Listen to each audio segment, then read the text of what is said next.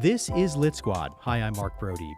The Indian Girls Book Club is a new group aimed at helping Native American writers. It's the brainchild of poet Kinsale Drake, and the group features workshops for young writers as well as author talks. It also works with tribal libraries and Indigenous booksellers to get more books by Native authors and those that feature Native stories to more readers. I spoke with Drake about the Indian Girls Book Club, as well as the current state of publishing and the literary world within Native communities. Here's our conversation. Well, I feel like it's a similar experience probably for a lot of BIPOC creatives. I think I did have some experience in publishing, and it was frustrating, honestly, seeing what got funding to be advertised everywhere, seeing what they really valued was, I mean, it was money, and it was like, oh, what big names can we publish? It wasn't necessarily even about like, is the literature good? It was like, how much money can we make? And when you think like that, you're obviously, to them, you're just a tiny, tiny percentage of what's represented in media, and you are like a non-existent audience. When I think of Arizona, I think of like the something else meme, where like, natives were the something else on the pole. Like they weren't even counted as a group because they were just thought of as so small. Hmm. I feel like, they're discounted because of that, but that's really damaging because, there's a lot of natives, and especially in Arizona, like there's a lot of natives. And so they have a willing audience that wants literature and that wants representation. And so, there's that part of it. And then there's the part, what has a long literary history of poorly representing natives. And I'm thinking, Last of the Mohicans, things that, upheld American mythology and contributed to negative depictions of natives, upheld stereotypes, eco-Indian, ignoble savage, noble savage. Those very much still exist in some forms of media, but are perpetuated by literature that's not written by natives, basically. Do you find that there are Native writers out there who maybe just need a hand getting published or getting some publicity, or, maybe need some help finishing their novel, something like that? Oh, absolutely. I think there is absolutely no shortage of native writers who are excellent, who have so many amazing stories to tell. I think it's just a matter of, I mean, like I experienced it as a kid growing up. Like I just didn't even know that there were, other native writers out there doing that work. I like didn't know that there was a long history of native writers until I learned that as a writer myself, and it took many years. Or like I didn't know where to publish as like a teenager. I didn't know where to submit my work, and so I just didn't, because I just didn't know. So I think a lot of it is like, if we can get resources to these writers earlier, what can happen.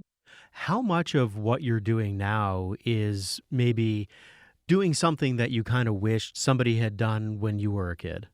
Oh, all of it. I mean, basically, book club is actually everything I do now. I will say, I think, is for the little girl that I was. Huh. I was very isolated as a kid. I mean, like I grew up in Orange County and also in Southern Utah, like back and forth. We would take care of my grandmother in Southern Utah, but my family moved around a lot. We were in Los Angeles for a bit. We were in Page. We were in Alabama. Then we were in Southern California again, and it was really tough. It was not fun. And imagine being, a little native nerd loving books, and it's like people don't even get the native part, let alone the nerd part, like they don't know what a native is. They don't even know they're still alive. And so for me, loving literature and never seeing myself in it, I wish that I had a book club like this. I wish that I had other like nerds to talk to. And I did eventually, but it was, something that I put a lot of labor into building, and, building community and building safe spaces for myself. And it took a lot to be able to do these workshops. And that's kind of what book club is like, I have the privilege now of knowing these authors and, having experience. And so I'm trying to leverage that for other kids who are like me. What was that like for you growing up, moving around so much and being so into books and so into literature, but not seeing other writers like you and not seeing characters like you, and maybe not knowing if this was a path that you could even walk on? Yeah, I mean, it was definitely something that book club wants to address, which is, if you don't see yourself represented, you don't think that that's a path that you can take. You don't think that you can be a writer, because that's just, you just get discouraged or you get exhausted, and writing your own representation for yourself is fun, but you burn out if you don't have a community. And the thing is too, like, it's not enough to just have, one type of rep. You need all types of rep. And, Native literature is so great because it's so diverse, and people don't understand that too. That's like a stereotype that there is one Native literature. There's definitely not, but like, as like a mixed kid who was like navigating helping her grandma and then like would go back to school and like have like a horrible experience, like there were books about that out there with like Native kids code switching, and it made me feel less alone. And it made me want to talk to people about it for sure. And it inspired my own writing. My own writing was grappling with all of that. And so all of it was very closely knit for me, I think. I want to ask you about the importance of for folks who maybe aren't writers themselves, but just are looking to read books that might reflect their experiences. You mentioned trying to get more books into Native libraries and sort of the distribution. How important is that to you? So important. So important. I mean, again, like if people don't see themselves represented, I mean, it's scientifically proven that seeing poor or little representation of yourself has a negative effect on your brain and on mental health.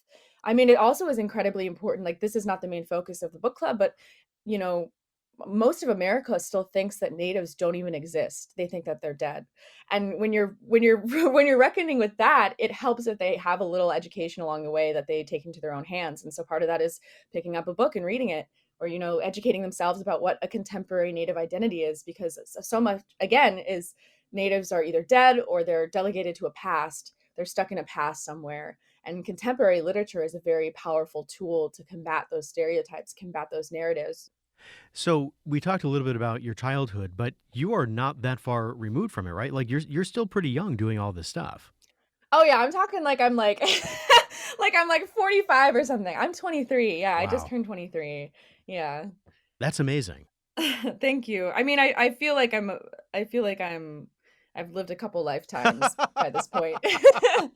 Yeah, I was definitely the type of kid. I'm sure a lot of like, people can, especially like people of color who had to grow up too fast can relate. But I felt like I was like by the time I was like 12, I was like, "Oh God," I'm like, smoking a cigarette, like middle-aged, like where's my coffee? Like I had been through so much at that point. I'm like, "Okay, I've seen it." But no, the great thing about book club, the great thing about the energy around it is that I get to feel like that little kid that I never let myself be, or that, experiencing racism, all this stuff made me feel like I had to grow up too fast. And I want kids to be kids. I want them to enjoy books. I don't want them to feel middle-aged by the time they're like 12. So if book club is helping combat that a bit, Yeah. I like that we're doing that. That was poet Kinsale Drake. I'm Mark Brody, your host for the Lit Squad podcast. If you like this episode, subscribe and leave a rating wherever you get your podcasts. Lit Squad is a KJZZ original production. It was produced by Sativa Peterson. Until next time, thanks for listening.